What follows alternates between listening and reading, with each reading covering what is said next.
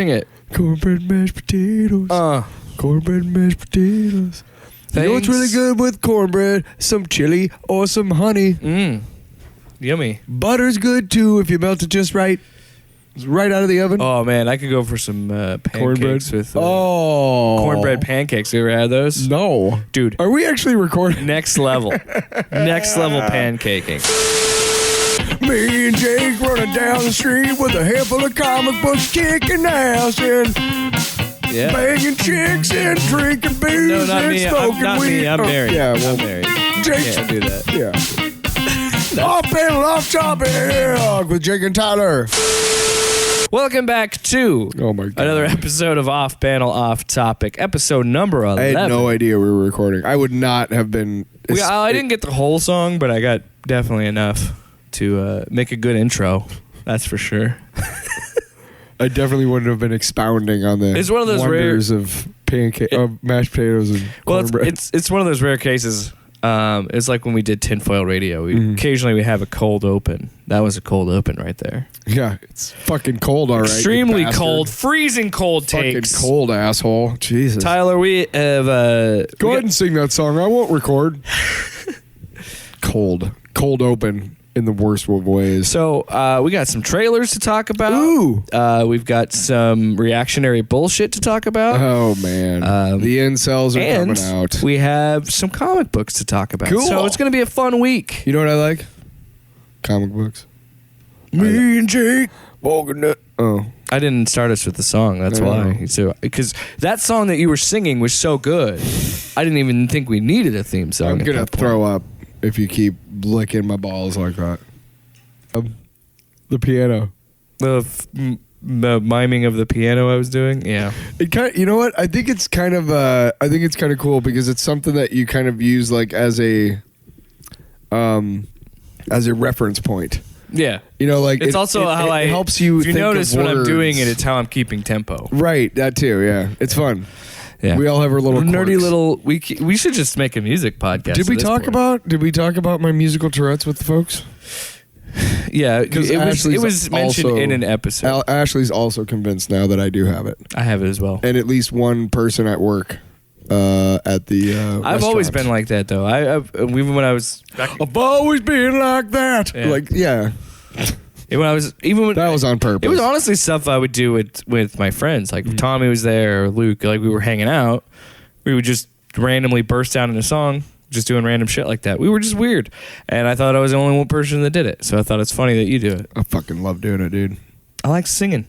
I like to sing. It's always like the really bad, like, 80s metal singer, like, hey, yeah. You know, like, really overly wrought. We talked about that. He's got super poofed hair and just a vest. Leather. Whenever we were making music, it's always the same conversation of like we say really dumb rhymes like but and like very sophomoric sounding things, but it actually is how we work out the lyrics. So a lot of its stuff is just saying but. That's pretty much all. It's about 90% of it. Yeah. The rest of it is just glue. Have you seen that butt? Like stuff like that. And it's what? I'm talking about your butt. Oh yeah. Oh, that's a twist I wasn't expecting. It was M. Night Shyamalanian. Trying to say like M. Night Shyamalanian. That was right. That twist was very Shyamalanian. Shyamalanian. I feel like that's a verb. It should be. Gosh, and it describes like really terrible twists. Like I got to my wedding and lo and behold, standing in my place was my best friend. That's a twist. What a Shyamalan twist. It sucked. I gotta say though, I recently watched Split for the first time. And I actually really enjoyed it. I was over here. Yeah, that was actually not bad. It was. McAvoy fucking kills it, dude. I'm willing to watch Glass now because I was going to anyway. Am I right? But McAvoy fucking kills it. Yeah, it's horrifying when he becomes the Beast. It's horrifying. It's like when he's crawling on the walls and shit. It's really great when he's like going in and out of like the characters because like that takes a lot of chops. Oh yeah. Yeah, and McAvoy's a solid. I think he's kind of underrated. I think the biggest travesty of the Disney X-Men is the possibility that we're not going to see Fassbender and McAvoy play those two characters again, because I would love to see them get a second chance. Yeah. Because First Class was okay. Yeah. I really like Days of Future Past. Days of Future Past was great. But man, did Apocalypse dip in Apocalypse quality. sucked balls, but here's the thing is, again, Fassbender just fucking killed it. Oh, yeah, he's great in that movie. I will say, I can't stand McAvoy in that one. It's so dumb. Oh, the whole angsty Xavier? Yeah. I didn't like that angsty Professor X. No, that was Days of Future Past. No, we're talking, he's just everything about Apocalypse, like, hey, let's destroy... I'm going to touch TV. Learning. What the fuck was that? Anyway. There's a reason why there's off topic in the title of this show, because we are way off topic. But you know what? I like it when we're a little bit more conversational. What the fuck happened? Get your shit together. See? Musical Tourette's, everybody. Beautiful voices. So let's talk about some controversy to start the show. Let's talk about let's amend that to we're going to talk about a made up controversy. Yes, a bullshit controversy. Made up by a bunch of incels in their mommy's basement, and not realizing that the reason why women don't want to sleep with them, it's not because of all unrealistic women, it's because expectations. You are fucking you're gross or something. I don't know. So yeah, the controversy comes from where it always comes from, and here's the thing. It's the same fucking people, which is just so annoying. This anti-SJW section of YouTube. It's The Quartering. It's Geeks and Gamers. It's Yellow Flash 2. It's Young Ripa. They're all the same. They're all these fucking YouTube channels that bitch and moan at anything, any sort of made-up controversy. Like, these are the same people that I addressed in that He-Man video. Oh, yeah. Fuck where they're just... Fuck you. It's like this warped sense of how they think a story should be, and just like, I guess making money is cool. Women only exists in their art to serve the male characters. They have no fucking autonomy. They're not their own people, and also they have to have unrealistic beauty expectations of being tiny waist, big ass, and big tits. Well, okay, so first things first is, I guess it's cool to make money as long as you're fucking screwing up society, right? You assholes. Yeah, you're all fucking pieces of shit. Pieces of shit. Look at my 6 cars. And cool. Here's Guess why. what? People aren't wearing masks because of you. Here's why I hate them. Because they suck. Because I know that they're full of shit and they don't believe the things they say. Right. Because if they did, they wouldn't enjoy anything. So they're fucking full of shit, all of them. So fuck off. And that's the biggest crime. So let me delve into this in the only way I know how, which is talk about anime.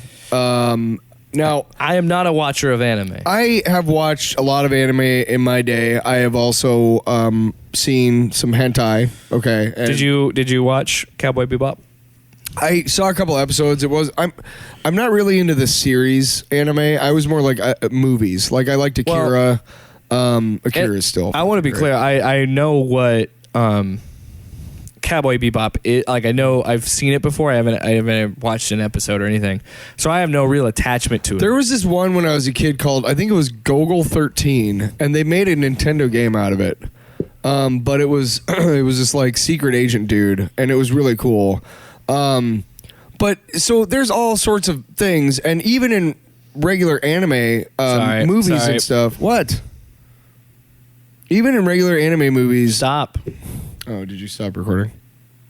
Well, it's because you can't hear it, but the ad I was reading the article on played a fucking auto ad, and there's special places for people like you in hell that have autoplay on your ads on an article I'm reading. I don't care if you have that, but give me a chance to exit out, or it's automatically muted. Face. Right, you fucks. Anyway, sorry, man. Sorry, it completely derailed it because I'm trying to read along with the story. We have some technical difficulties, so I normally can hear the computer. I like how you snapped at me like it was my fault. I didn't know if you were. Sorry.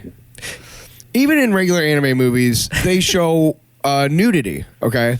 And here's something I've always thought was really, really funny about anime and hentai and the whole gamut from regular anime to softcore to all the tentacle shit and whatnot.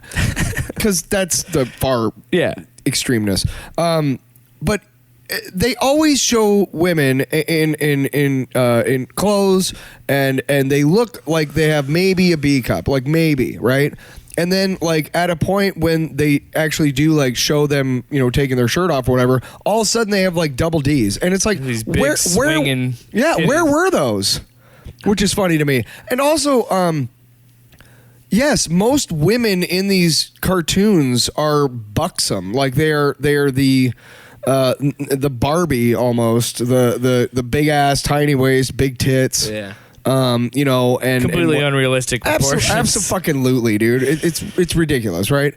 But and I want to be clear. It's part of the culture and part of the thing. So I mean, hey, I'm not going to lie and say, oh, I don't like seeing that. Well, comic books are the same way. Oh, absolutely. And so a video guy, Jimmy got famous because he could draw really nice tits. Let's be honest.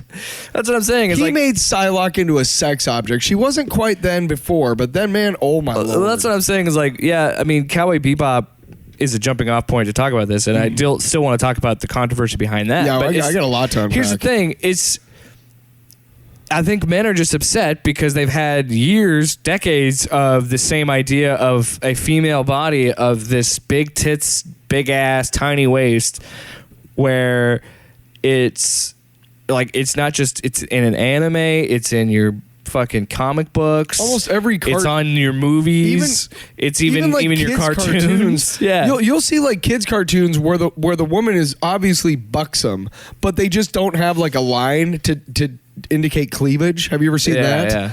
And it's like, okay, like, I mean, even I know what that is, but Tatiana Maslany, I think is how you pronounce her name. She's in She-Hulk.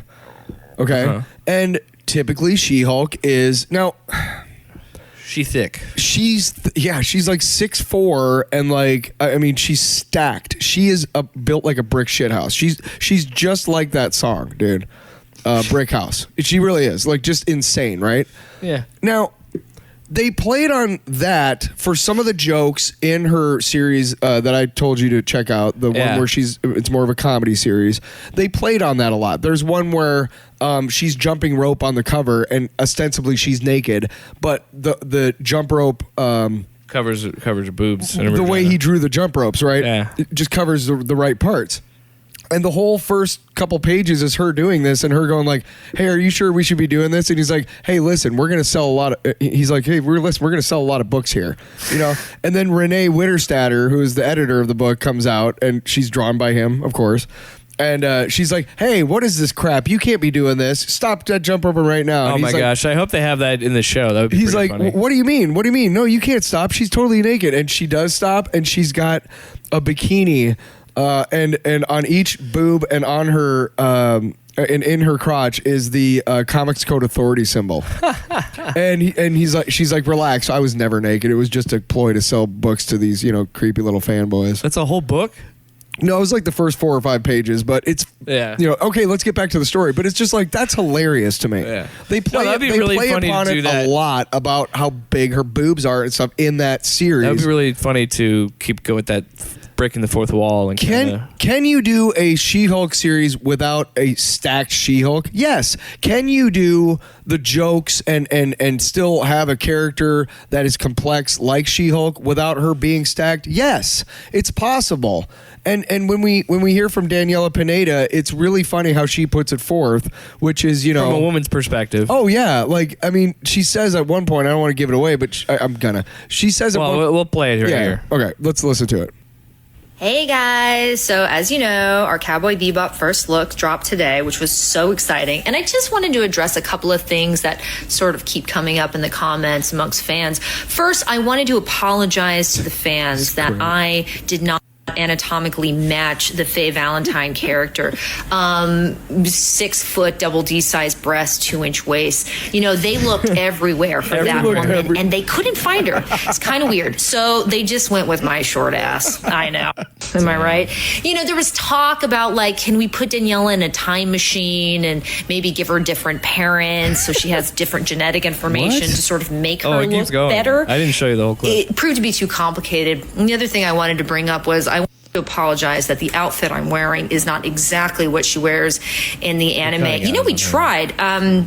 But doing stunts in tissue paper, things disappear, they rip. Sometimes it just got. Anyway, like I was saying, that original costume, they made a couple of them, but like I said, they got sort of slurped up in my various crevices, never to be retrieved again. So we needed to really build something that could withstand the test of time. So just, I love the fact that she even made the joke that, like, a fat joke, okay, because she's not at all. No, she's, if you see, I mean, and let's be honest here. I don't want to say, like, we were talking off the air, I don't want it to seem like, oh, well, she's fine for the role because she's hot. Like, she is very attractive, okay? But most actresses are. I haven't seen this, I hadn't seen this clip, but if you Google her and check out some of the images, like, you can see her personality coming through, like, on some of the red carpet shots. She clearly has a fun personality. She's got a good sense of humor. She doesn't take herself too seriously. And I love women like that. She's confident, she's strong, and she's kind of a badass. She's like, I'm not going to give a fuck what you think. I'm going to do my thing. And I'm like, that's hot to me. Also, is attractive, strong women who are just like, fuck you, Also, I feel this like confirms that who she is. I feel like this shouldn't have to be said, but I'll say it. It was a fucking anime. Cartoon. It's a cartoon. It's unrealistic. People are not built like that, dude. Like, unless you do some serious, plastic surgery and dysmorphia to your really body. Great genetics somehow. We don't all know how that works. I really just think, logistically, a body couldn't work that way. I feel like doctors. That poor woman's back would break from the weight of her tits. Yes. Because these are gigantic boobs on these That's things. why it's in a cartoon, because you could make that shit up. Physics don't apply to the drawn page. And this touches on most women are normal proportionally. This touches on all sorts of shit, because check this out, right? The next James Bond is going to be a black woman, right? Yes. And is that true? Has that been confirmed? I believe so. I believe so.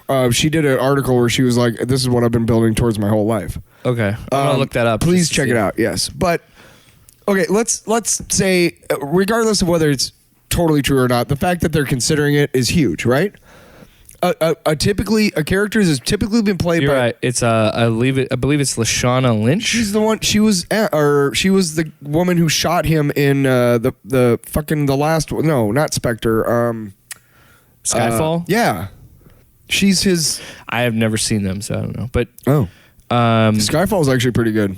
So I haven't. What I saw on that, it looks like. Oh, you don't watch a lot of James Bond. That's right.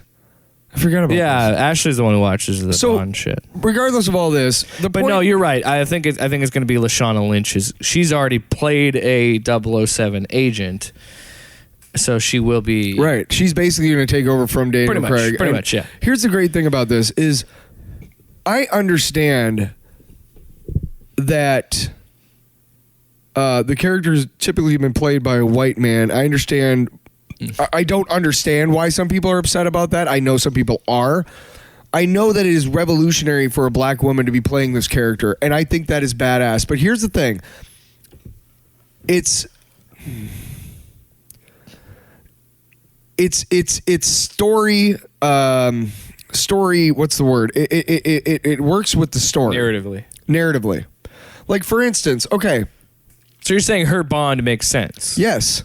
But also, it's or her 007, I guess. It's cool that they're basically also confirming the fan theory that every single Bond has been a code name. That's fucking cool, man.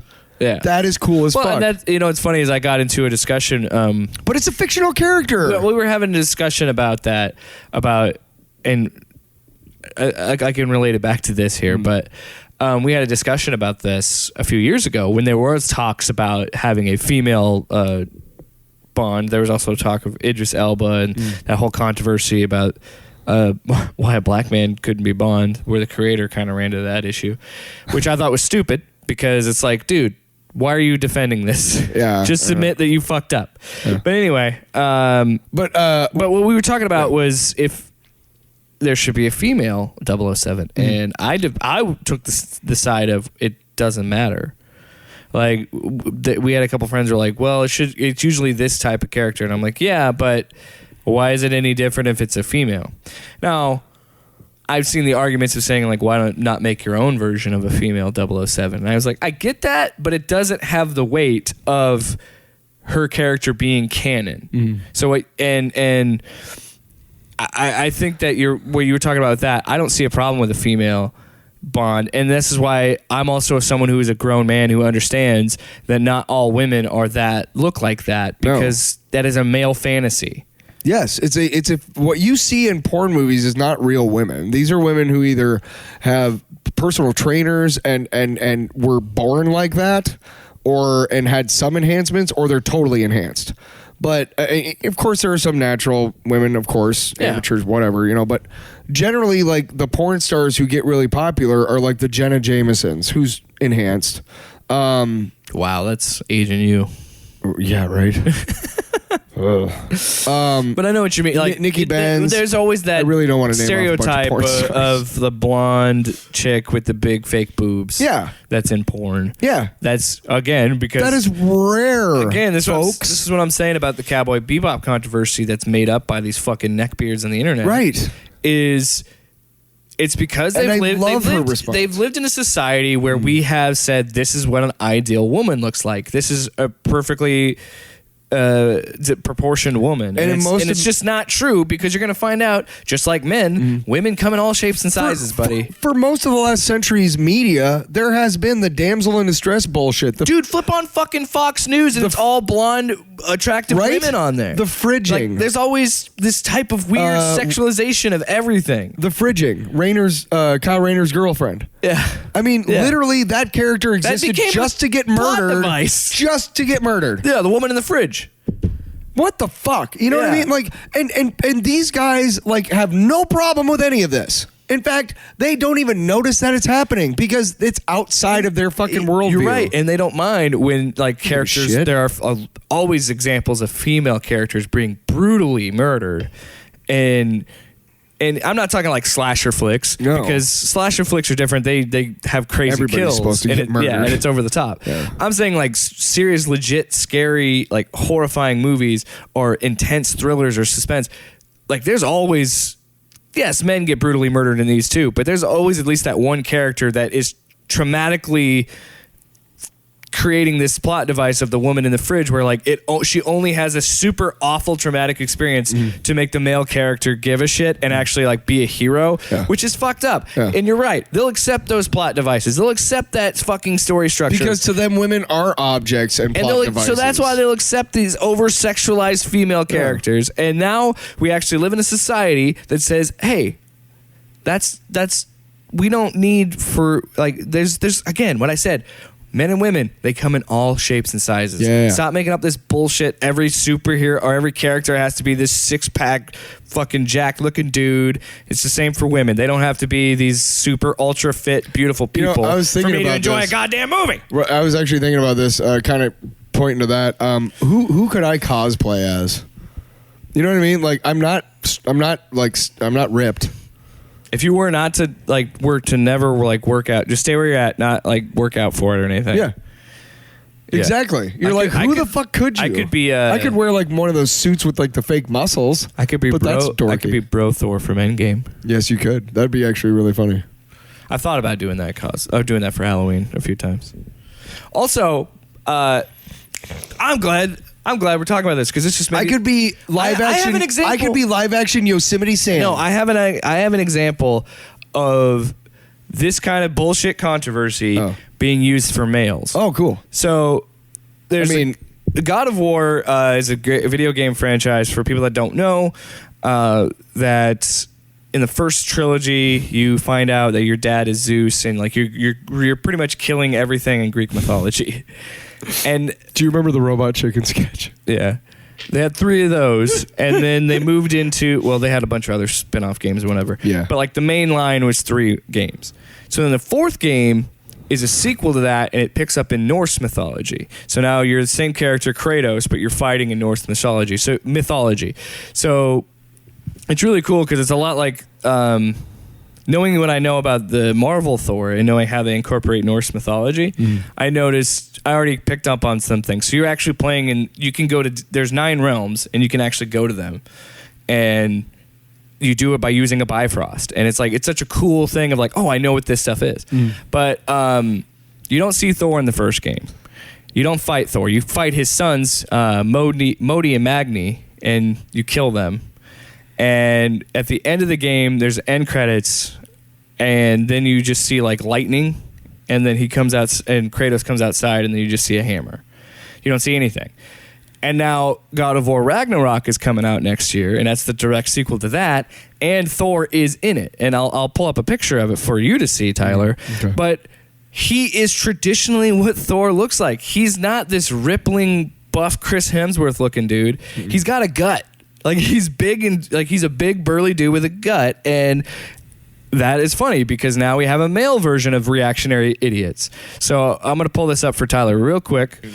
Well, and again, show me the sexy Thor. I'm excited because I could be. Yeah, you're excited. I could be Thor too. What I'm saying is like I could dress up as him, but this is what they're designed for Thor. So still a big, strong-looking guy, but he's just got a gut. Yeah. Look. And his hammer, by the way, Mjolnir, is accurate to the Norse mythology. Yes, it is. It's much more accurate. And it's not... So again, because we have this Marvel version of what Thor looks like, we built up these insane beauty standards for a fictional character, like you're saying. Why the fuck do you care about Thor with a gut? Like, that is more accurate to the mythology. Yeah. It's like, what the fuck? Well, yeah, and I'll touch upon a couple more of these subjects when I get to my long box, because it kind of has to do with that too as well, like how story beats work and stuff. So, yeah, but in general, you got a problem. Like, okay, real quick before we move on, I do want to talk about sometimes movies fake us out. One example is Cameron Diaz in The Mask. Right? Mm-hmm. Now, Cameron Diaz is an attractive woman, right? She doesn't need like double fucking D's to be attractive. Now, yes, when I saw The Mask, it was like, holy shit, I didn't even know women like that hot had boobs that big. Like, wow, that's crazy. And then, okay, it's movie magic, right? Mm-hmm. But it's like, okay, I kind of want to ask the director, was it important to the story that she had really big tits? I mean, I'm serious. Yeah. Was it?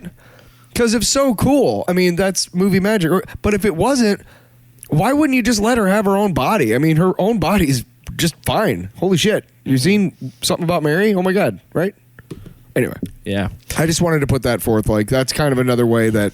Yeah, so it's not... This isn't an isolated incident. This is nothing new. It's just... It's getting really fucking annoying. We're basically pushing back against this bullshit. These fucking losers have been doing this shit for like 4 or 5 years now, and it's the same dog shit content, low effort, and I just wish people... And they're indoctrinating these fucking young impressionable kids into this white supremacist fucking misogynistic bullshit and racist shit, and it's just like... Fucking play your video games, shut the fuck up, dude. Like, nobody fucking wants to hear what you have to say. Yeah. I don't like that there's kids fucking being indoctrinated into white supremacist ideas because they watch Twitch. Like, fucking, that's fucked up, dude. That is fucked up. Yeah, it is what it is. But yeah, I agree with you. We shouldn't let these people... I don't. You know what? They can have their content, but I wish people would wake up and realize stop watching it. Stop watching it. It's all bullshit. The reason why they are so popular is because you watch it. If you stop watching it, everybody does because it's bullshit. So let's talk about things that start watching us, right? Well, we're not really on YouTube. Right? I don't really care, but we're awesome. Listen to us. That's the phrase. We're way more funny and way more attractive than any of those assholes. Yeah, fuck them. Right. Way better facial hair. All right, let's talk about some trailers, Tyler. I mean, have you seen my mustache? Let's talk about trailers. What a segue. So, the first one I want to talk about, The Matrix Resurrections. Okay, so did you see like the teaser for the teaser trailer the day before? With the pills? Yeah. Yeah. Okay, so that was just annoying because it was like, oh, cool, and then I watched it and it was a few like, days. Fuck! Like I was so pissed. Because there was a Tuesday. Yeah. And then they're like, trailer Thursday. They released it on like Saturday at the Warner Brothers Con or something like that. And it was a couple weeks. It was CinemaCon. It was a couple weeks ago. Yeah. And so, but I remember reading an article like that. That means the trailer can't be far behind. It's like, oh, sweet. And then that came out. I kept checking like every day, and I was like, oh my God, cool. And it was just like 30 seconds and like fuck you, man. Just fuck you. Where's the goddamn trailer? You know? Yeah. And it ends with him stepping off a building. Yeah, thanks. That's fucking real generous of you. Yeah. So my big takeaway from this, first of all, I loved that it looks like most of this is going to be in the Matrix. Yes. Which is the thing that always, everybody that I've talked to that's seen those, watched the Matrix, everybody agrees the fucking Zion revolution is the least exciting thing about those movies for me and for any people that I've talked to. The only cool thing about those scenes, to be really honest, and I know, we were just talking about this, but there are a lot of really hot people, like men and women, for ladies, for the men, in those scenes.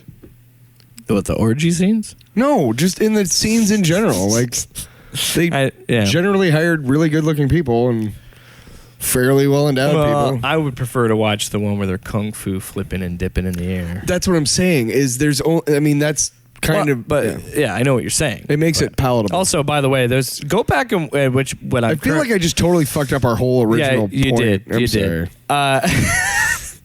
I went back. It's Way to be an ally, and then you weren't. And it's funny that you brought that up because... Sorry, every chick in those scenes has huge tits. I'm sorry, they do. Well, no, I'm telling you, if you go back and watch the trilogy, if you'd shut up and stop digging a hole for yourself... I was trying to say that those movies are extremely horny. Yeah. All three of those movies. Yeah. Especially the second one where we watch a woman have an orgasm in the Matrix Code. Yeah. People forget about that shit when he's talking about her eating a piece of cake that makes her come. And I did not pick up on that when I was watching that at 10 years old. I watched The Matrix very young. I picked up on it a few times. Why is your vagina exploding? What? That's what I was thinking. I didn't know it was coming.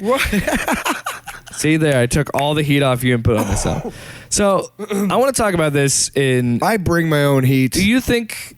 Is this going to be a direct sequel to Revolutions? I don't know, but I like. I have faith in Lana Wachowski.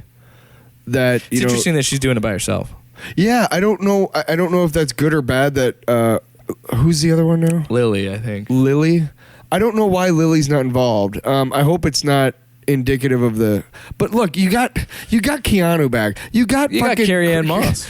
This is gonna be fucking cool as. So, but do you think that because it looks like it's going to be a commentary on our society because there's all these people on the phones. Right. It's going to. So, like, somehow they're going to tie in phones, making a new, maybe, I don't know. I'm excited. That could be the new way they jack in because they don't have payphones anymore. The fact that they kept taking all the different pills, like instead of like one pill or the other. Well, if you think, here's the genius of it. Here's the fucking genius of it. And I picked up on it the second time I watched the trailer. Neil Patrick Harris is clearly an agent. Yes. And he's given him the blue pill to suppress him because he knows it's Neo. Which is why I think it is a direct sequel to Revolutions, because it was mentioned in Reloaded that this was the sixth version of The Matrix when he was talking to the architect. So he said there was always a one. So Neo is a constant in this cycle, and they keep trying to suppress him. But I don't know about Trinity. I don't know how that whole thing's going to work out, because she got impaled outside of the Matrix in the third movie. I don't remember the last two. I'm gonna rewatch all three here soon. I probably will. Because it's all on HBO. I will say this: when you watch the first one, you're like, oh, the first one still fucking holds up. By the way, here's what I was gonna say is like, because it's been long enough. It's been a long enough time, and it's such a part of the zeitgeist and the social consciousness, the cultural consciousness. It's not often that you think, hey, I'm gonna watch The Matrix. It really isn't, right? I mean, there's so much content out there, so much newer stuff, and it just feels like I've seen it, been there, done that. But trust me, if you're thinking one day you have nothing to do and you're like, I got nothing to do and I don't know what I want to watch, fucking watch The Matrix, dude. No shit. You'll be like, oh my God, I forgot how fucking awesome this movie is. The movie is 22 years old and it still holds up. Still so fucking good, dude. And dude, changed special effects forever, dude. Here's what's funny. How many times has a bullet thing been parodied? Here's the thing. Actually, I'd never seen it, and it was it was 2 years ago when it was the 20th anniversary, because I was like, I've been itching to watch it because I'm like, it's the 20th anniversary. And she had never actually watched it. She had known about all the jokes, but she had never actually watched them.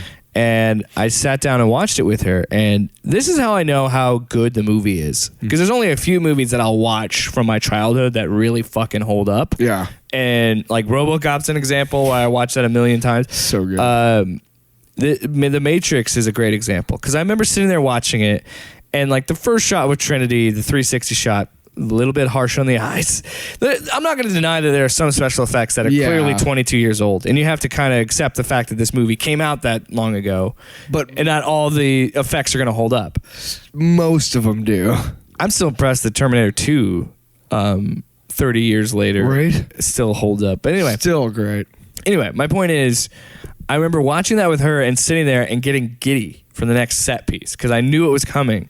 I remember being like, this is fucking rad. Because I remember the dojo scene is probably my favorite scene. And you totally forget about it, because they never show that in like retrospectives. It's always the leather coats and the bullets and shit. We're sitting there and she's watching it and I go, oh fuck. And she's like, wow. I'm like, this scene's awesome. And then the whole fucking stop trying to hit me and hit me. Yeah. And then when he does the flip off the wall and like breaks the whole arm thing where it moves really fast, he's like, oh, what the fuck? And I just remember sitting there being like, holy shit, this movie still fucking rocks. Yeah. And then that's what's great about watching The Matrix again, is little parts you forgot, like the fucking dojo what's great scene. About, and this is, we'll talk about this here in a second when we talk about the new Morpheus. But Lawrence Fishburne is so fucking hammy in that first movie, and it gets even worse in the sequels. Yeah, it does. But when she's like, what's happening? And he's fighting with Smith, and he's like, he's beginning to believe. Like, just the way that he delivers that line is great. But I love Larry Fishburne. There's so many times, dude. There were so many times watching that first one. And I remember getting to the part where Morpheus gets captured, and they have to go rescue him. It's guns, lots of guns, and they get all the guns and they get on it. And then I'm sitting there watching. I'm like, oh shit, this third act is non-stop fucking action. Yeah, because they get in the lower. It's literally them shooting their way up to the top of this fucking 30-story building, and then when they get up there, there's another fucking fight scene. There's a helicopter scene where he has to stop it, and then they go on the subway and have an epic fucking fight between Smith and Neo, and this whole time I'm sitting there, I'm being like, holy fuck, this movie's amazing. And then honestly, going back, I haven't watched Reloaded and Revolutions recently. I saw the sequels each in the theater, dude, and I never saw them again. That freeway scene of the second movie is fucking real. Do you know they did that practically? Majority of it, yeah. I was reading an article, and the scene where the two trucks collide. Yeah. They literally like sped two trucks or a truck or a camera at the truck, and then at the very last second like backed it away. But I mean, it had to be perfectly timed, or else both the truck and the camera were just going to be crushed. And that fucking soundtrack in the background, and then like that techno fucking beat when they're fighting on the freeway. Remember when they were making the movie, they built I want to go watch those movies now. They built an entire stretch of freeway just for themselves. Yeah. Like a 3-mile stretch of freeway, like out in the middle of nowhere. That scene is because they knew they couldn't ever do it on regular fucking roads. The stuff they wanted to do, they were like, we're gonna tear up this fucking road. I love how the third movie. That's awesome. There's something in the trailer that I didn't notice until somebody pointed out. I don't know if it's true, but there's a shot of a girl with sunglasses and she's looking down. Yeah. And she's like smiling at him. Somebody think like there's a rumor that that's the girl that was in the train station in the third movie. So they brought that actress back in this movie, which would make sense. She would be in her 20s at this point. I suppose so. Which is fucking wild. See, I don't remember the girl in the train station. Yeah, the Revolutions is, oh boy, like the fact that he's like stuck in a train station for like 20 minutes of that movie. Yeah, what the fuck? What was going on there? I don't know, but god damn. No, I really do want to go back and watch all three of them, because I think when I come out of it, I think I'll probably think a little bit better of 2 and 3 because I will too, because I'm a different there was so person. much negativity after, like there was so much hype for that second movie. Same thing with the Star Wars prequels, like they've gotten over time, but it's because the first one was so good and so revolutionary that there's no way you could live up to Revolutions and Reloaded. But bringing it back to Resurrections, I didn't know what to. Personally, I think it's incredible that Warner Brothers has been this fucking tight-lipped about this movie, because I kept seeing the Matrix 4 showing up on like movies that were coming out this year, and I'm like, I haven't seen shit about this. I heard a little bit, but nothing. And then the CinemaCon thing comes out, and then what people were saying was like, oh, looks cool. And then the use of the fucking music, Feed Your Head, while all this crazy, and apparently they've gotten different powers now in the Matrix, because it, like, you saw Trinity's like, she like screeched like a Black Canary type thing. The music was fucking perfect, dude. Nice job. Feed Your Head. The fucking White Rabbit, dude, by Jefferson and Airplane. it plays into the fucking themes of the first movie, because the White Rabbit, the rabbit hole, the Alice in Wonderland shit, it's like, it all ties into it. Of course. So this trailer alone gave me excitement, being like, okay, so it looks like Lana is going back to what she knew, like, and like she's gonna make something that's really gonna tie in everything, and I think she's trying to redeem those other two movies with this one. It's truly what I think, because even the trailer itself kind of has like a wink at the audience. It's like, after all these years, you come back to the Matrix. What I like to think is that she had, she and her sister, they finished the movies, right? Mm-hmm. And they both went on to do other things. They did Cloud Speed Atlas, Racer, they did Speed Racer, they did Jupiter Ascending. And maybe they just kind of got tired of trying new things and kind of being shot down by critics, basically. So because the Matrix was the first Matrix was. Again, you've seen it happen a few times, where a young filmmaker gets a chance to make the story they really want to tell, and they get lucky and get studio backing. Right. That's what happened with the Matrix. Well, I like to think that she always wanted to come back to it. Yeah. But the reason why she never did was because there was never an idea that was good enough. You know what I mean? Like, I feel like she just woke up one day or was working on something else and thought, what if ... And then was like, oh shit, I'm calling Keanu right fucking now. I think it's a good thing. I think it's... That's what I like to think. I don't know if it's necessarily trying to redeem the second and third movie, because I think she got to tell the story her and her sister wanted to tell. Well, dude, when you think about like the transgender themes in the first one, I mean, it makes so much sense. Blows your fucking mind. And the fact that they both transitioned, now you understand it even on a different level. And then she came out and said, "Yeah, that's exactly what this movie was." Look, seriously, if you're listening right now and you quote unquote don't understand transgender people or whatever, go watch the Matrix. Go watch the Matrix and know this. Okay, know this. Neo is representing both of the guy directors at the time, okay? And he is different from everybody else. And he becomes who he truly is when he changes. Whoa, right? Yeah. I mean, how hard is that to figure out? Like, that's... When I read that in an article, I was like, it literally... My brain did explode, like you do, like, the funny joke. And that's why I think it's great, because I think that movie, that because of the current climate we're in socially, I think that's what kind of spurred upon this fourth movie, because I think that would be really cool too. All these articles talking about it. We just came off the 20th anniversary of the first movie, and I think that's kind of what led to this happening. I don't know, maybe that's the case, but it also has like I was trying to get at earlier, where there's a wink at the end of the trailer where Keanu is talking to the dude from there's a show on Netflix. He plays King George in Hancock. Oh. People know who I'm talking about. Yeah. He says after all these years he came back to the Matrix, which I was like, that's kind of a fun little wink at the movie. But I love the idea that the fucking Matrix itself is actively suppressing him by subscribing him blue pills. Like, that's a cool little twist. I want to know what's going to happen. So I don't think it's a reboot. I think it's a direct sequel to Revolutions. Also, there's another thing somebody pointed out in the trailer. Somebody is watching the first movie in the background. So I'm like, what the fuck is this movie? So I'm interested. And you know what? I don't know. I think she's gonna meta the fucking hell out of it, and it's gonna be awesome. And here's the thing, I don't know shit about this movie, and that's why this trailer's perfect. Yes. Too much shit is given away in trailers nowadays. Right. So the fact that we have a trailer where I have no fucking idea what the movie is going to be is amazing. Just give me tone, give me what it's going to look like, I'm fucking in. So let's talk about the Morpheus situation. Okay. I don't know what the situation is. I know that Yahya Abdul-Mateen, but I also read an article where they said that had to be done. Yeah, for story I don't purposes. know. I'm going to pull it up because there is a discussion about this. And we're going to look at this here. So, all right. So while we were Talk looking about up, minds being blown. yeah, while we were looking up, trying to figure out why Morpheus was recast, we just stumbled on a whole other rabbit hole of ideas and theories. So it's implied. We thought it was going to be a direct sequel to Revolutions. Now there's people saying that it's going to be a direct At sequel least to the article first we read. movie. Yes.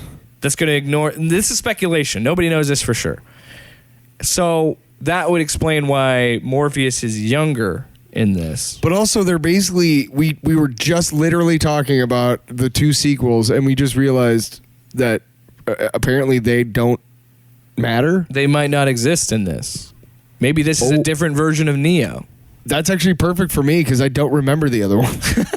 Because honestly, Matrix is the last one I really truly remember. So if we jump off from there, but it's also talking about maybe an origin story for Morpheus. Of sorts, there's a possibility that it's going to be a prequel, sort of. Like it could be an origin story for Morpheus, which could work because it would continue the idea that Neo is a constant. So Neo is even is a constant character in Morpheus's life. So then it could run along the theme of it's the same code, and maybe it's the constant. Maybe it's a whole misdirection, and at the very very end of this one, Larry Fishburne shows up. Oh shit! See, this is where you come for the fucking hot takes. Hot take. It's hot. But I don't know. Maybe this just makes it more exciting to me. Honestly, I want to see it more now, knowing this shit. Yeah. Like, holy what? There's so much to talk about. The article talks about how his being younger is possibly central to the plot of Matrix Resurrection 4. And that's interesting to me. Why? Why is that central that he's younger? There's so much fucking shit to unpack in this story. I have utter faith in So yeah, that's worth and thinking. Lana Well, I don't understand why Morpheus is still young. That's the question, doesn't really because say. Neo is completely different than the first movie, Yeah. look wise, and Neither Carrie Ann Moss is haven't- like they both have aged. It's been 20 fucking years since the first movie. She's still fucking hot. She is still very attractive. I loved her in what MCU show, Marvel show was she in? By the way, Yahya Abdul Mateen, is that how you say it? Yeah. Was fucking fantastic in the Watchmen series. Yes. I have not seen Candyman yet, but I've heard he's great in that He was as well. fucking great in Aquaman. So I'm okay with him being Morpheus. He's a solid fucking actor. He's fucking Black Manta. He's an amazing Black Manta. Fucking great, dude. I like him. I like him a lot, and I think he'll do a great job. It's just I'm very curious because it seems very much like specifically story reasons. Because I don't think there's any problem between Lana and Lawrence Fishburne. I think it was a conscious decision for story to make sense narratively. So we'll see, dude. I have no fucking idea, and that's what makes it so exciting. I'm conflicted because I kind of want to. I know for sure I'm going to watch it on HBO Max because I feel like this is a movie I'm going to want to watch 2 or 3 times. Right. So I'm conflicted of if I'm going to go to a theater or not, but it's going to be around Christmas, so I don't know. Yeah. I don't know. Speaking of Christmas, Hey. there's another trailer out Oh, so good. for the Disney Plus show Hawkeye. Hawkeye. And yeah, we have a Christmas holiday theme. It makes sense. The show's coming out in November, so I kind of like that they're playing up. Which again, dude, we live in a world where there's an MCU Christmas themed show. We finally got it because Iron Man 3 is technically a Christmas movie, but Yeah, whatever. But so what were your takeaways from this trailer? It looks fun. It looks like a fun show and lots of humor, lots of action, and it's clearly taking a huge chunk of stuff from the Fraction. Even the logo. David, series, which I have the first book of that at home, and It's a great series. Finally got to read it. It's so good. So good. It only gets better. I know. Like it's a great run. I know. I actually have the in that first book they have the issue that's told from Lucky's point of view, which is probably one of the greatest comic books ever. Also, yeah, I agree. I thought it looked really fun. I love the idea that it's a holiday themed show. I'm glad. I'm really glad. As somebody who has hearing issues, I'm glad that they are addressing his hearing loss in the show. You can clearly see his hearing aids, and also Echo. I think she shows up maybe once in the trailer, but she is a traditionally deaf character in the comics. So I like that they are kind of addressing that and including. Look, I know some of you are like, oh, you're just an SJW, whatever, but there's something about inclusivity that is inclusion matters. Really beautiful. Yeah. If there's a kid, who just has never been interested in comics or whatever, because he's like, well, there's nobody, nobody goes through the shit I go through, and then hey, there's a deaf character and like they relate to, and then they read, that opens a whole fucking world for that kid. That's cool. Why would you be against that? Anyway. Yeah, I agree. I'm going to step off my soapbox, but I like that because, again, I have hearing loss myself. I know I'm going to probably need hearing aids here in the next 5-10 years, if not already. And it doesn't help that I just blast music in my fucking car. But look, it sounds better. If it's too loud, you're too old, man. It sounds better loud, man. It's true. But I like that. That's one of my favorite things, and it just looks fun and funny, and yeah, the chemistry between them is clearly good. I'm excited because I feel like this is what you can do with these Disney Plus shows. We've had this very character driven story of WandaVision. We have this explanation of the helping mold the future of the universe with Loki, and now you have like Falcon Winter Soldier, it's like passing of the torch to Captain America, and now you're gonna have a similar story like that with this, because Kate, it's clear they're doing this so Kate Bishop can be the new Hawkeye, which is a crazy thing to think, that we're in the fucking legacy era where we've got a new Captain America, we're gonna get a new Hawkeye, we're gonna get a new fucking Iron, because Ironheart's gonna show up. Well, they're gonna have she's gonna be in Wakanda Forever. Working on the Young Avengers right now too. Yeah, so. That was my big takeaway. I'm really excited because Haley Steinfeld is a great actress, and I think her and Jeremy Renner just already seem like they have good chemistry. Yeah. I'm excited to see more of. I want to see more of his home life, because they did such a great job in the second Avengers movie to set them up. So when they are fucking dusted in the end game, it's such a gut punch to the start of that movie. So I love the fact that they're going back to his roots and dealing with his family, because at the end of the day, that's what his character is. He's a family man, And I think what's so great about his character is that idea of like, he really shouldn't be an Avenger, but like fucking Avengers 2, he's like, we're in a sky, it's floating in the air, it makes no sense, but I'm just gonna keep fighting. Yeah. And you're seeing that in this movie, or in the trailer. I love the part where she breaks in to the warehouse and they got all the guns pointed at him, and he just lands like oh, Jesus. Which is good, because look, I fucking love buddy cop movies. I love action comedy. That's why I like it. It is a fucking buddy cop movie, and I love that shit. I know you're like, why are you adding cop? It's because it's described. It's a genre. It really is. Midnight Run is kind of a buddy cop movie, even though there's no cops. Buddy cop just sounds better. I mean, you could really just say like a buddy movie, but it doesn't sound right. Buddy cop. Buddy cop. No, I'm excited. I'm gonna be a DJ called Buddy Cop. Buddy Cop, it's a DJ. Buddy Cop. Whoop. Oh, hey. Whoop, whoop, whoop, whoop, whoop. Sounds like sweet. They've turned it off. We just became DJs. And you'll never know because you turn it off. You turned it off too soon. Turn it off too soon. Musical Tourette's. T-shirt. That might be offensive. I apologize to anybody with Tourette's. That's true. I don't want... Yeah. I'm sorry for everything. No, I really am. No. I don't want to make somebody feel bad. No, we won't. We'll make merch out of that. That would be terrible. In poor taste. Hey, what's a good way to get canceled? What's a dumb idea, Jake? Tyler's Long Box. Yeah, let's talk. What a segue. Final thoughts on the Hawkeye trailer. I'm excited.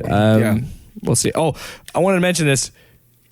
There's clearly a musical that is like, yes, dude, the fact that they made it looks like a Hamilton style musical called Rogers is fucking hilarious. So for those of you who don't know, they actually tried to make a Captain America musical in the 80s. Nuh-uh. Yes, and in the comics, I can find one at home actually. They had, for like a good 3 or 4 months, they ran this contest. Yeah. And it was, you can star in Cap's Broadway show. And it was a contest. And you would win a walk-on part in the Broadway premiere. Yeah. and the fucking picture is Cap, and he's got one of those big like hats, but it's like star spangled. Yeah. And he's got like a cane, and he's like all strutting. And it's just the most horrifying thing ever. And here's the fun thing: is somebody won that, but they never finished the show. The show never happened. Huh. So another great article for all of you to read out there. Literally Google. We should cover this one day. Like do a You know deep what? dive Yeah. on this. Fuck you. Don't Google shit. We're gonna do that next week.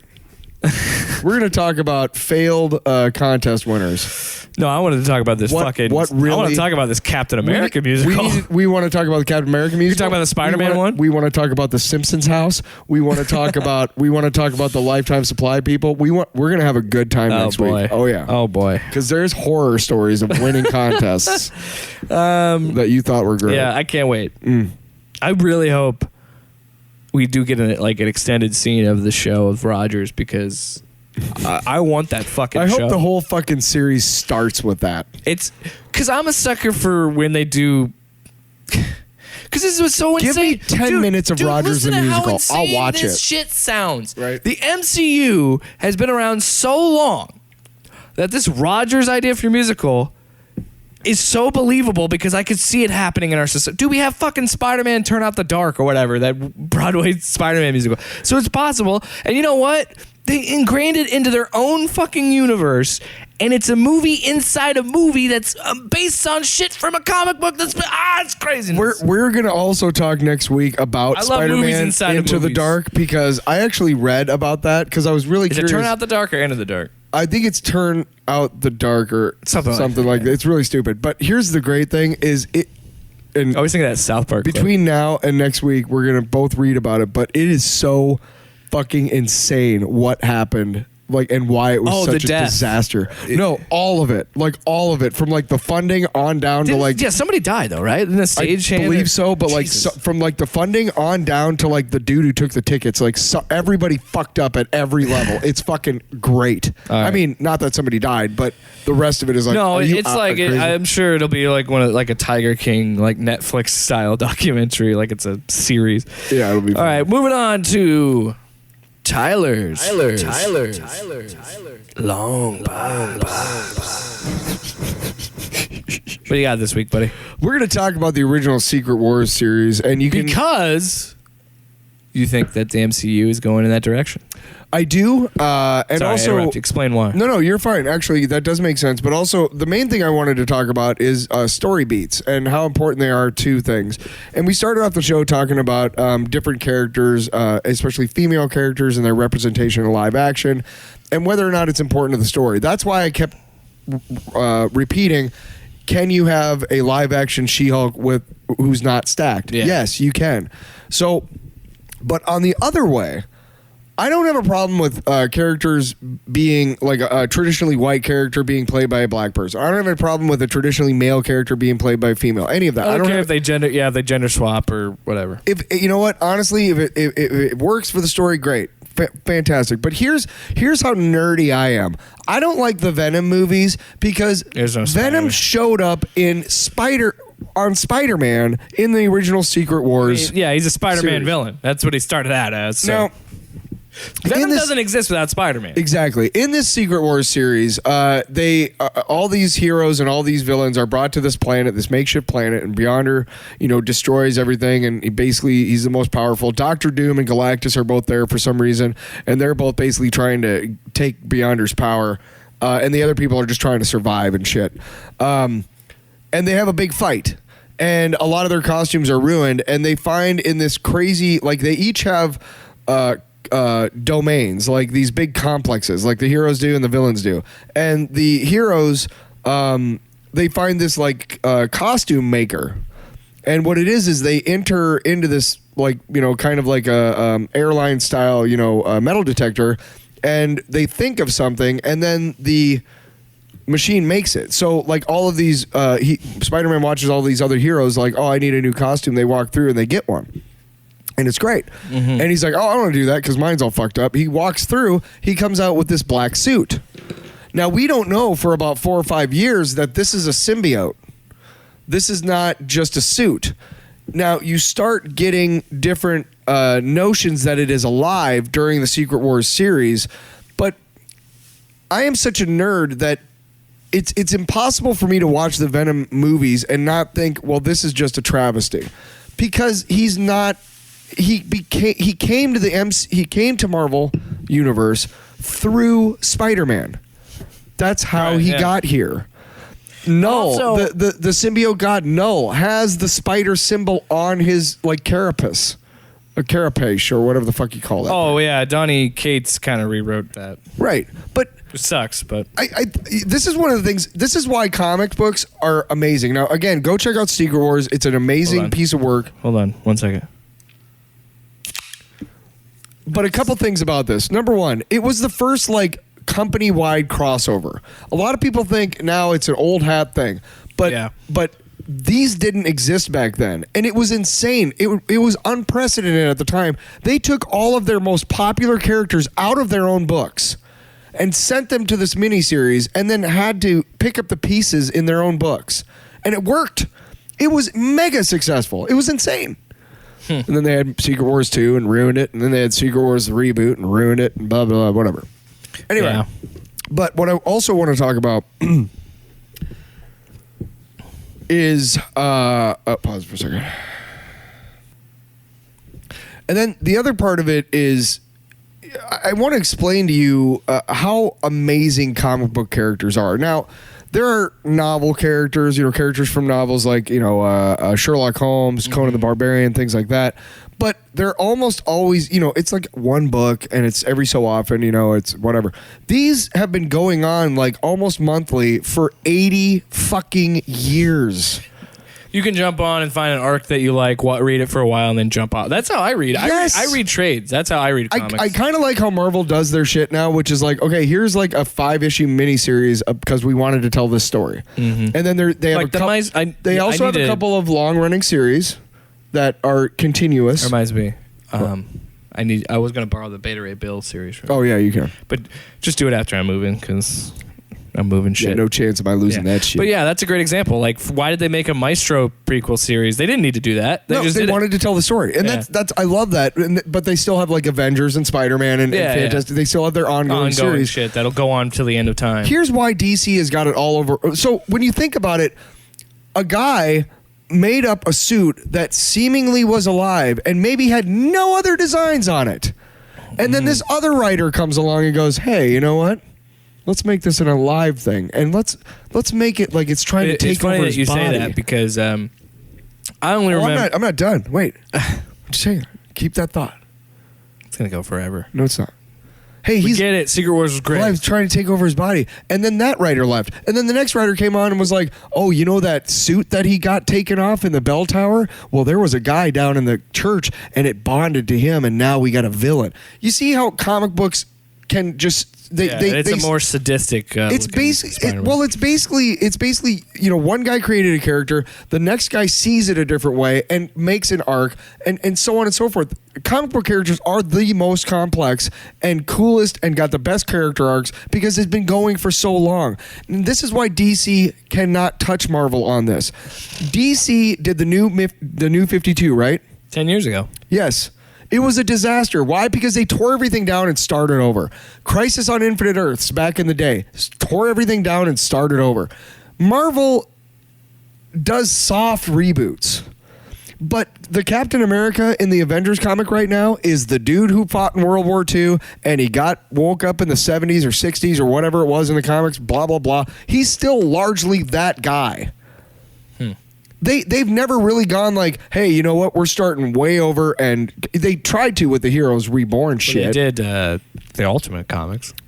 That was a way of starting over. Exactly, and that's why they did it that way. So hey, we're not fucking up with the normal continuity. But when you think about it, they reference stuff in comics in 2021. They reference stuff from comics in the 70s, and people get it. They trust their readers to say, "Hey, we know you're smart enough to get all this shit." Yeah. DC thinks their readers are idiots, and Jake, somebody I know. I mean, I'm not going to lie. Are you fucking done? Let's move on. Jesus, get it? You like Secret Wars, guy? But no, go check it out. And comic book characters again. I truly believe are the best No, type what I of was saying was funny is fictional characters. because Venom origin is different for me because I saw it in the cartoons, and in the cartoons, it's the J. Jonah's son brings it back from space. Yeah, most people know that. Yeah. Is John Jameson in the first Venom? His name is mentioned. It is him, but he's dead. Right, he but- dies in the beginning. Right, but his name is okay. It just says Jameson on his suit. I'm pretty sure. Oh, see, I've never seen the movie. Still, Well, I had it on Blu-ray, and I think someone stole it. yeah, it was me. Just kidding. Wouldn't that be ironic? Well, I'm moving, so you wanted who knows? to loan it to me so I could watch it, and meanwhile I stole it all this time. Probably.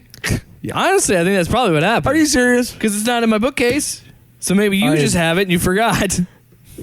It's very possible. I've never wanted. I'm to sure I watch that loaned it movie. to you. No. And then you're like, okay. And then you forgot you had it and you never watched it. I'm not accusing you of stealing from me.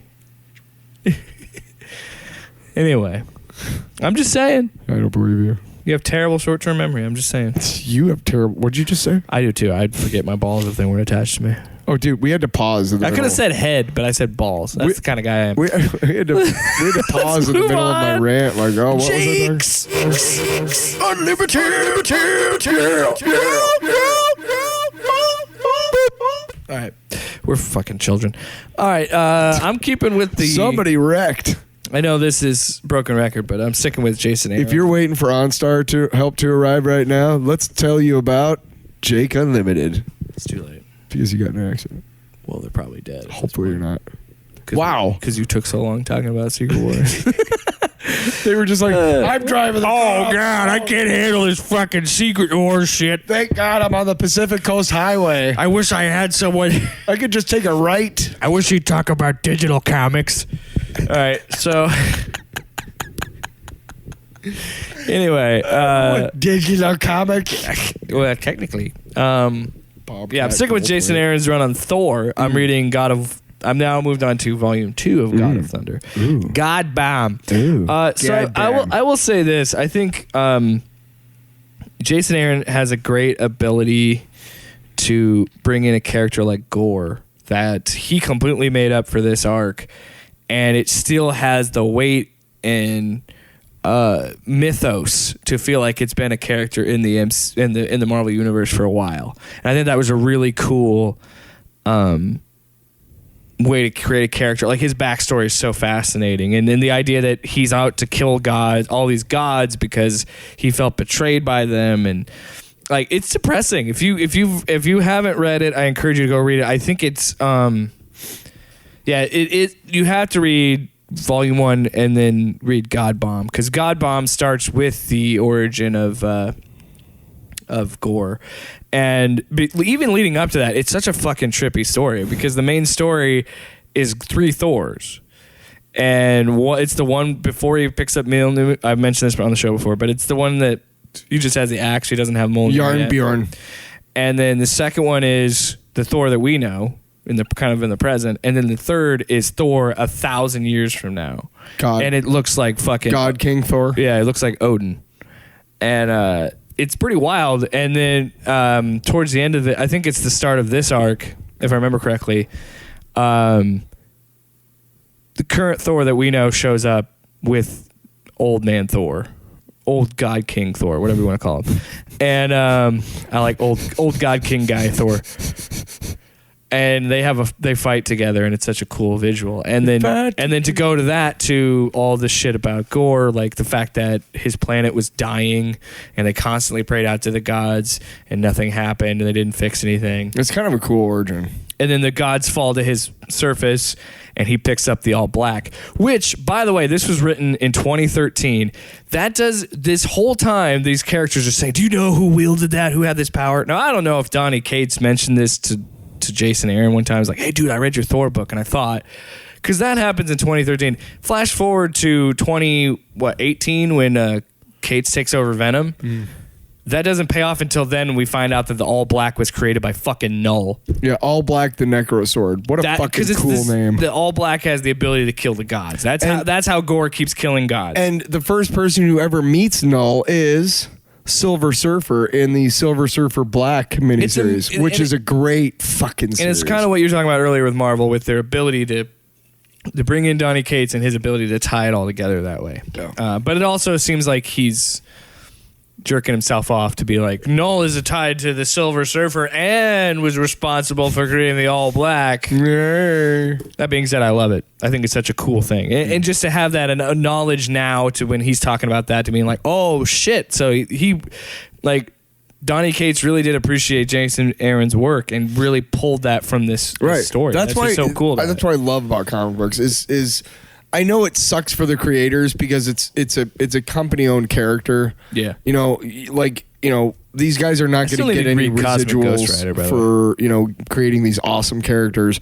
But you know, if you look past that, which is hard to do for me because I'm a creator, but if you look past that, you realize that because these are owned by like, you know, companies, they are always that character, and almost everything has to be approved by like the powers that be, like the editors. Yeah, that's why so many creators are going to Substack and doing more independent work. Because it's like we don't have any, you know, I don't own this. Yeah, right. But also with like I don't have any restrictions put on me on what story I can tell. I can tell whatever story I want to tell. Sure. That's a couple of directors who have been in and out of the MCU or were up for MCU movies and didn't end up doing it have stated publicly that there's a rigid construct that, you know, basically from what I understand, they give you kind of an outline and say like these things kind of need to happen and then go, like you're free to do your vision mostly, but there are a couple things that need to be, you know, kind of in there, right? And some directors have said like that's not how I work. You know, I don't use anything rigid. So, and that's why they didn't work in the MCU or they didn't get the movie and somebody else got it. But I like that idea. I don't know why you can't work within that, make a shitload of money, and then go make like 8 independent films, you jerks.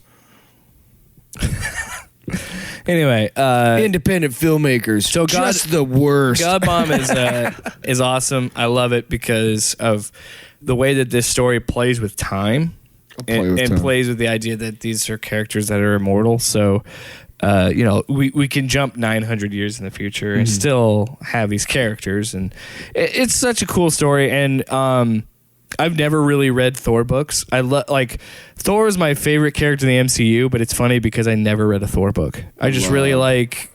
I love Thor books. I think it's because I have a weird hard on for thunder gods, but like Raiden is one of my favorite characters in Mortal Kombat. One of my favorite games when I was on PS3 was Infamous, and you have electrical powers and shit. So I've always had a weird fascination with electrical beings. He's got an electrocution fetish. I got a super hard on for Electro. Especially Jamie Foxx. He's a hunk. Talk about a thirst trap. Jokes aside, he is a very attractive man. Anyway, I want to make that very clear. Listen, man, he is all right. Jamie Foxx, I can't. I'm married, but you know. I was watching. I was at somebody. I don't think it was here, but somebody was watching TV, and Django was on. Like the very beginning, when they show when they're walking through.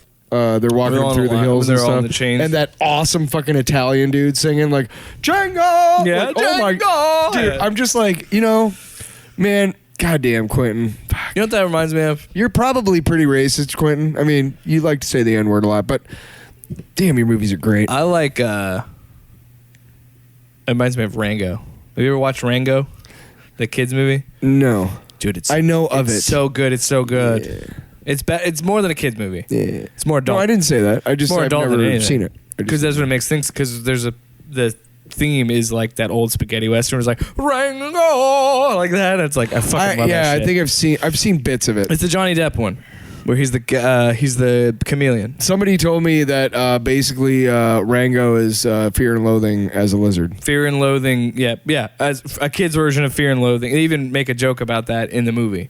Yeah. Because he hits one of the cars and it's him. It's his character. He's like, what the hell? Like, hey. That's fucking crazy. What a weird way to end the show. Thanks so much for listening to another episode of Off Panel, Off Topic. Go read some Secret Wars. Go read some Thor, God of Thunder. Have yourself a great... Read some fucking comic books, man. You know, you kept saying I'm just go, saying, and I thought you were going to end with, go check fuck this yourself. out. Yeah, I thought you were going to go fuck yourself. Like, wow. Yeah. It's a great way to retain listeners. Remember how you like to do outros for this? You don't, do you? I don't remember anything because, you know, I have short-term memory, but... Because you was like, we wanted to end it like Stan Lee. You know what I bought last night? What? I bought Chocula and Booberry. Nice. Mm-hmm. Off Panel, Off Topic with Jake and Tyler.